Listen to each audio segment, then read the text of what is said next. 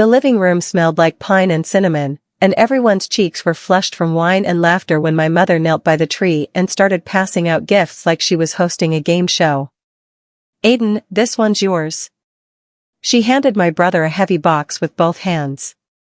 He ripped it open and held up a new watch. Everyone clapped. Dana, his wife, got designer perfume and squealed. My cousins got gift cards. My dad's friend Ron walked away with a bottle of bourbon. Even the neighbor's teenager who stopped by for pie left with a wrapped mug. I sat with my hands folded, smiling until my face ached, waiting. The pile shrank. One box left. Then none. I was still sitting there with nothing but a folded napkin and the cold understanding that this was not an accident. My mother glanced at me like I was an inconvenience. "Oh," she said, waving a hand. "We didn't know what to get you." My aunt laughed too quickly. My brother shrugged. The room moved on. Photos, hugs, more wine, and not one person looked at me. "My name is Morgan Bennett." And that was the moment my family made sure everyone knew where I ranked, right before they tried to ask me for something. It wasn't the missing gift that cracked something open in me. It was the choreography. My mother had her line ready, she didn't look embarrassed or search her memory. My aunt's laugh arrived half a second too fast. My brother's shrug was satisfied in the specific way of a person whose plan worked. My father stared at the fireplace with the careful attention of a man who had decided not to be involved. I had been left out of things before. A graduation dinner that became a celebration of Aiden's acceptance letter. A promotion night where my mother spent the evening talking about Dana. Birthday calls 2 days late, if at all. But those had felt like carelessness, passive, explainable. This felt deliberate and agreed upon. Which meant at some point my family had sat somewhere without me and looked at my name on a list and made a decision. They had decided, not her. And then they had all come tonight and carried that decision into the room and sat with it through dinner and dessert and the whole long gift exchange, without once appearing to feel the weight of it. Because for them it had no weight. The only person it cost anything was me. And they had counted, correctly, on that being acceptable. In my family, I was described as hard to buy for. Not because I was difficult, but because acknowledging what I might like required acknowledging I had an interior life worth considering. They preferred me useful and quiet. I was the kid who babysat younger cousins without being asked and showed up to every family event with a homemade dish. The teenager who worked weekends and still made Sunday dinners. The adult who remembered birthdays, brought thoughtful gifts, and stayed late to clean while everyone else was still talking. I had told myself for years that if I kept being steady and present, eventually the warmth would reach me too. It didn't.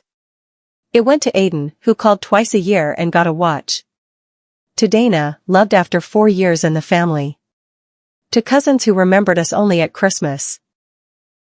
I had understood for a long time that love in my family operated more like a reward system than an unconditional thing.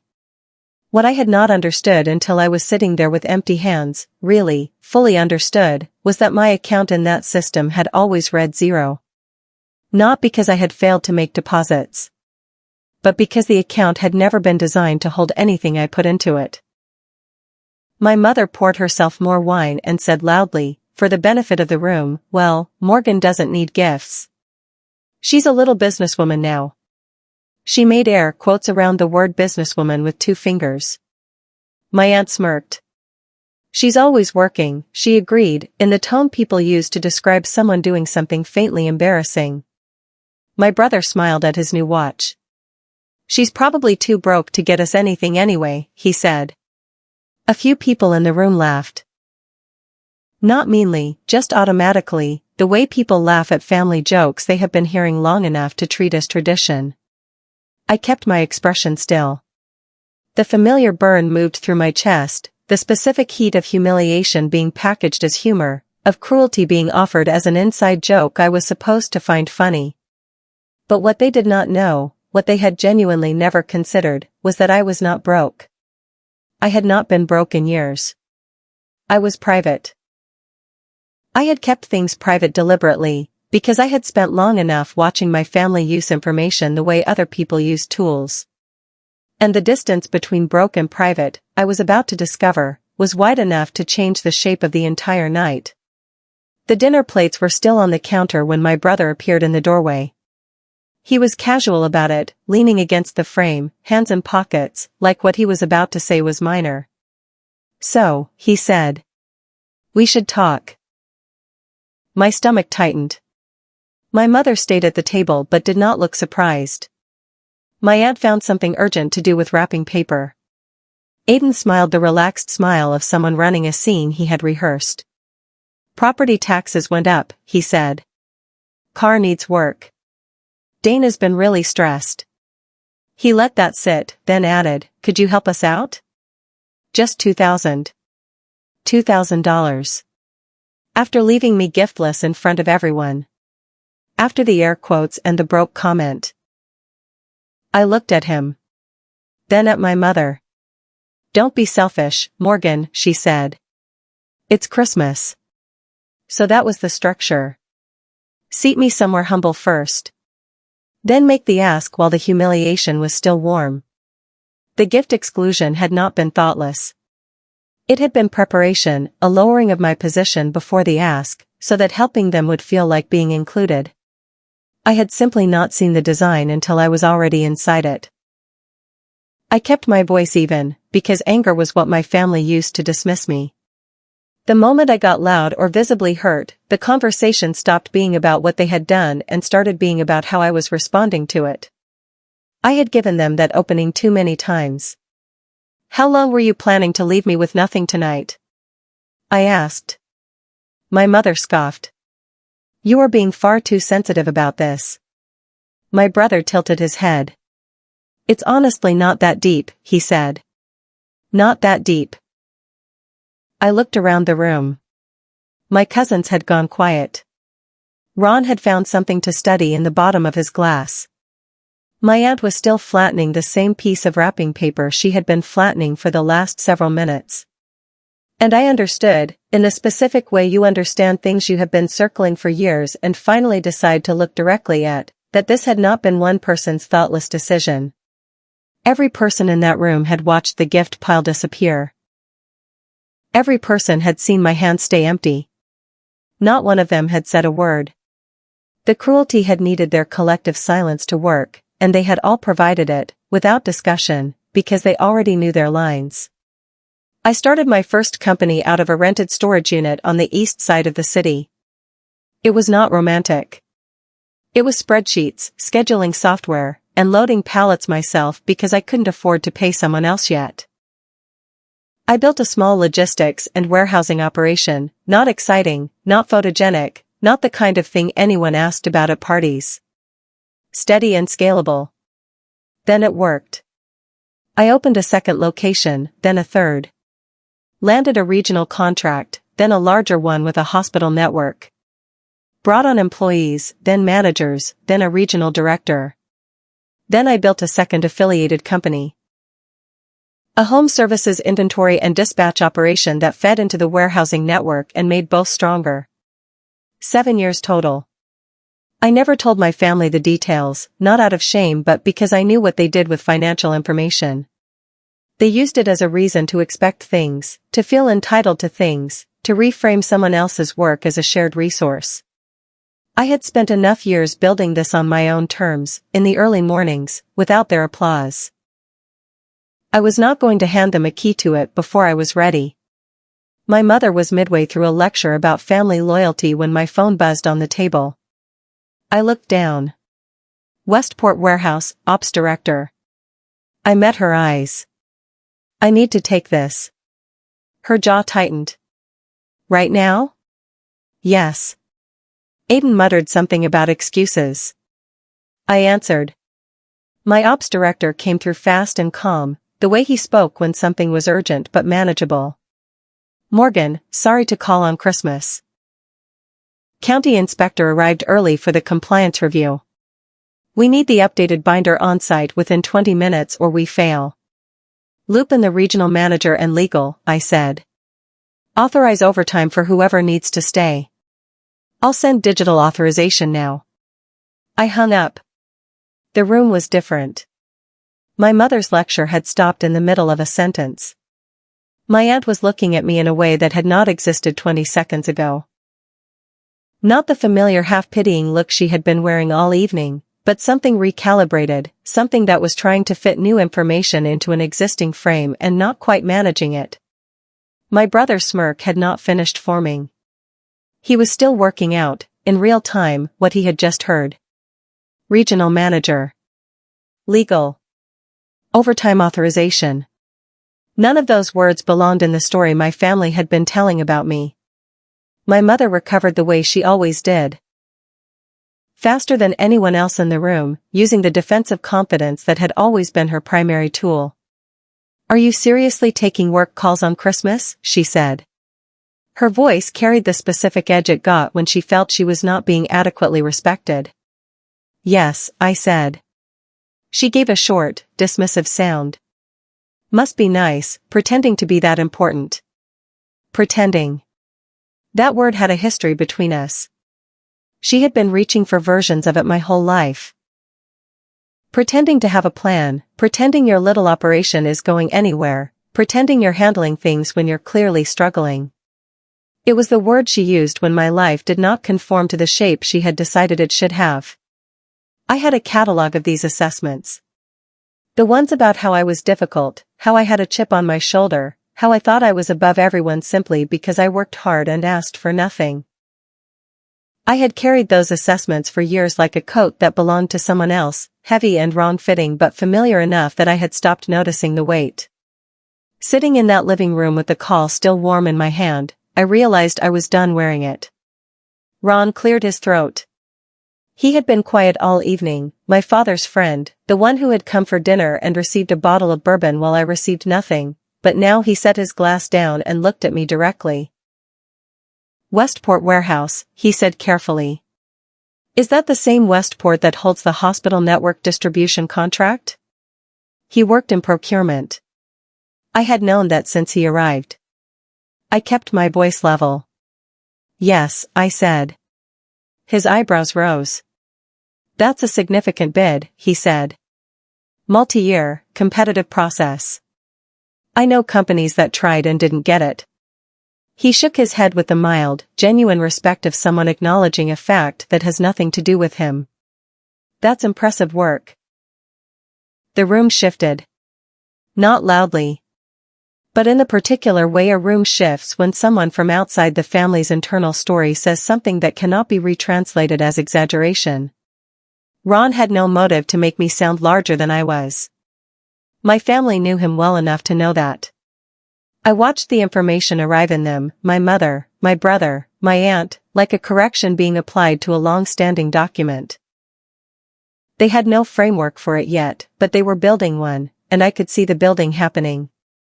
Aiden laughed, one beat too loud, 1/2 second too late.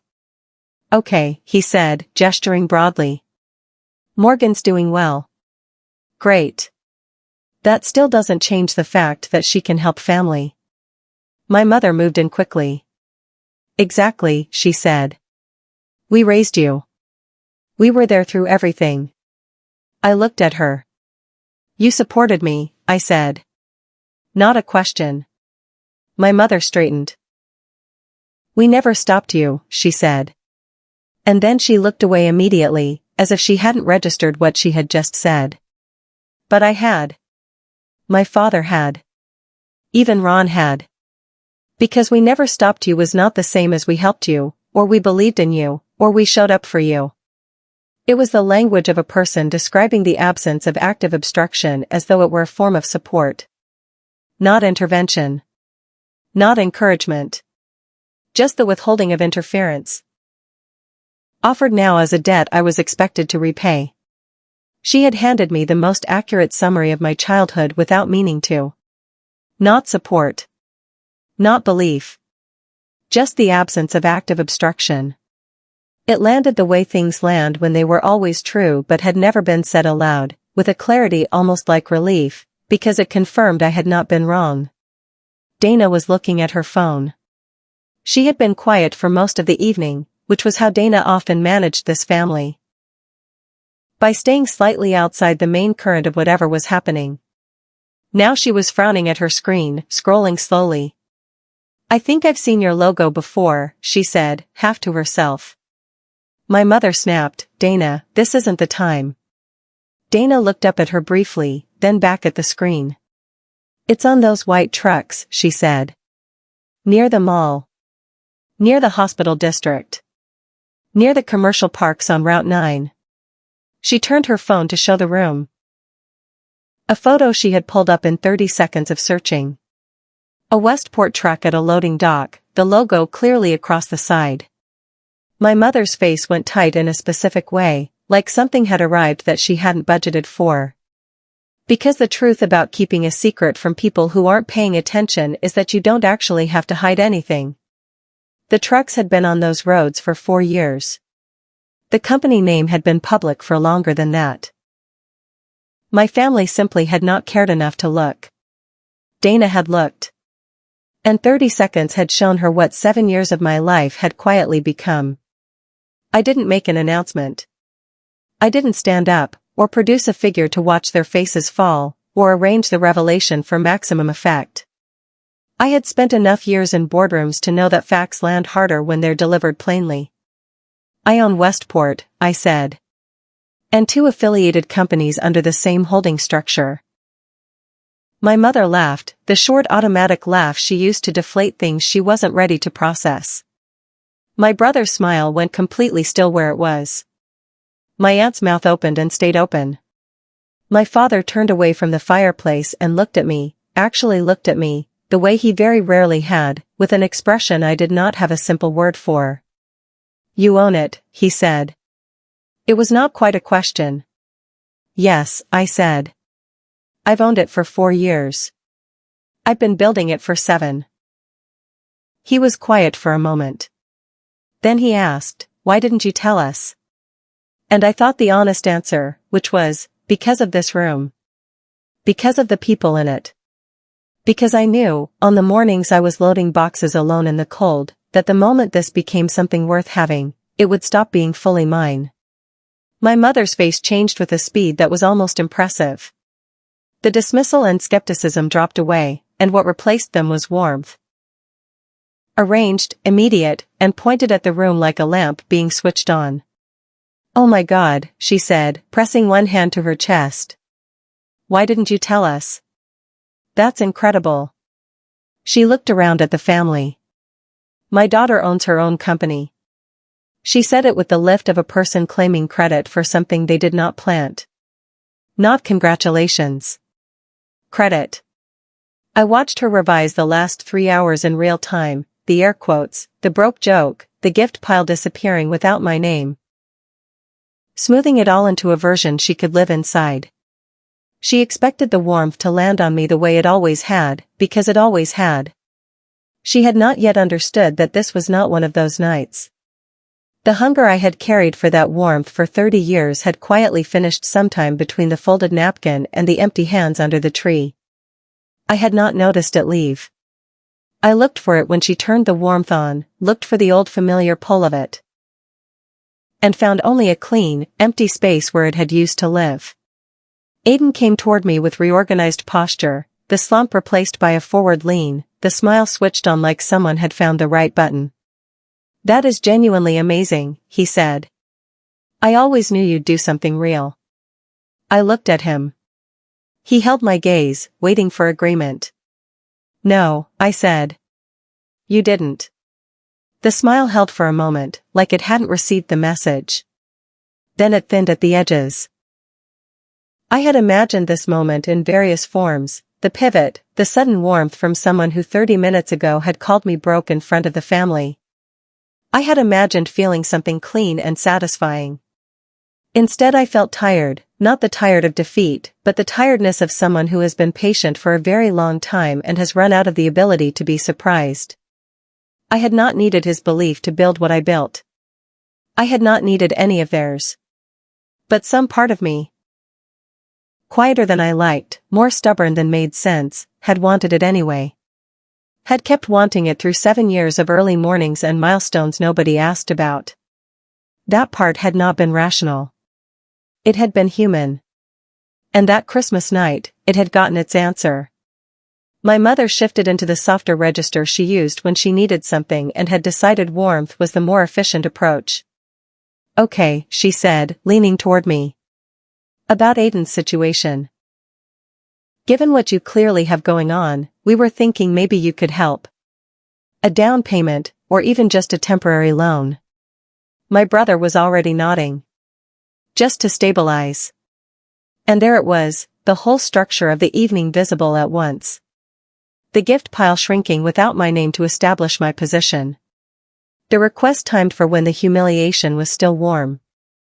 The assumption that what I had earned belonged to the group the moment it became worth wanting. I had been useful to this family my whole life in ways that were never acknowledged. The reliable one, the steady one, the one who stayed and cleaned and showed up. And now I was being invited to be useful in a larger way, with the same acknowledgement I had always received, which was none. I looked at my mother. I looked at my brother. I looked at the room that had sat in coordinated silence while the gift pile shrank without my name. And I said the single word I had been practicing, without knowing it, for the better part of 30 years. "No." My mother blinked. The room went very still around that single word. "Excuse me?" "No," I said again. Same volume. Same even tone. "I'm not funding people who humiliate me." My brother's face hardened fast. Dana went still in her chair. My aunt made a small, sharp sound. My mother's voice climbed quickly toward the register she used when she felt she was being attacked. "After everything we have done for you," she said. I picked up my glass and took a slow drink, giving myself something calm to do with my hands. "I sat under that tree tonight with nothing," I said. "And you planned it that way." Every person in this room knew. The room did not answer. Because there was no answer to give. The planning had been visible from the beginning, the line ready, the shrug prepared, the laughter cued, and saying so out loud was not accusation but simple description. Their silence was not guilt exactly. Guilt requires believing something was wrong, and they had not believed that. But it was confirmation of the plan, the agreement, the collective decision to look the other way while the pile disappeared. That confirmation, arriving quietly in the room, was the first genuinely honest thing the evening had produced. My mother's face changed again, and this time what replaced the performance was something harder and genuinely unguarded. The warmth and credit version collapsed. "Fine," she said sharply. "You want the truth? We didn't get you a gift because you needed a lesson in humility." She held my gaze as she said it. "You've been walking around like you're above this family for years." My brother nodded slowly beside her. "Like she's a different kind of person from the rest of us," he said. "Above. Different. As if building something real with my own time made me an aggressor. I had spent years careful about exactly this, never mentioning the scale of what I was building, never bringing money into family conversations, staying deliberately small in every room they occupied, specifically to avoid being accused of thinking I was better. They had decided I felt superior anyway. Because that was the story they needed. It was easier to call me arrogant than to acknowledge that I had built something real from nothing while they looked the other way. They had needed me to be failing. When it turned out I hadn't been, the only frame they had left was to decide that success was the offense. Dana's voice broke into the room small and sudden. "Aiden," she said. "Stop." Everyone turned to look at her. She had her hands in her lap and was looking at the table, jaw working against itself. "We're not short on property taxes," she said. Her voice was shaking very slightly. "We are in serious debt." Aiden's head snapped toward her. "That is not credit cards," she said. "Multiple accounts. We refinanced the car last year. We are behind on that payment right now. He's been moving money between accounts to hide how bad it is." My mother's expression went slack in a way I had never seen on her. My aunt's hand went to her mouth. My father, standing at the edge of the room with the stillness of a man who had decided early in the evening to simply witness, looked at my brother with an expression that was not surprised but was something like grief made quiet. Aiden stepped toward Dana.